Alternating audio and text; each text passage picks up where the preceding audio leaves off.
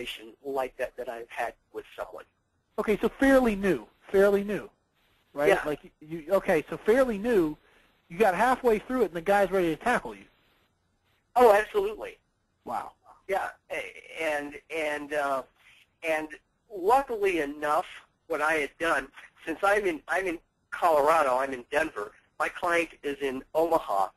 So when I went out there, one of the things that I did, I was saying, you know what, if this guy likes this, I need to be prepared. And luckily enough, I was prepared, and I had the app 90% filled out. Sweet. So that I just, you know what, I said, okay, if this is the strategy, here's how it's going to lay out, and how we are going to move the money over the next several years. And he said, great, let's do it. He just kept pushing, let's do it. And then what was really fun about this, not only writing that, but what was really fun is that at the same kitchen table, sitting with him, his wife said, can you set one of these up for me? And the son said, can we set one up for me, or am I too young to do it? So,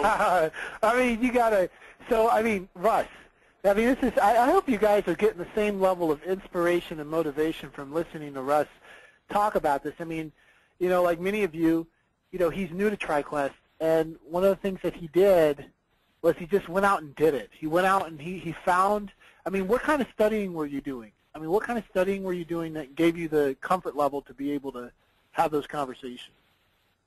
You know what? I feel as though right now I'm just, as a lot of people say, drinking through the fire hose, and all that I have really done is that jumping on these Monday morning phone calls with you guys, and then partnering with Kyle, and for a while we were meeting every morning at about 7 for about an hour, and started to talk about the concepts and private reserve and those kinds of things.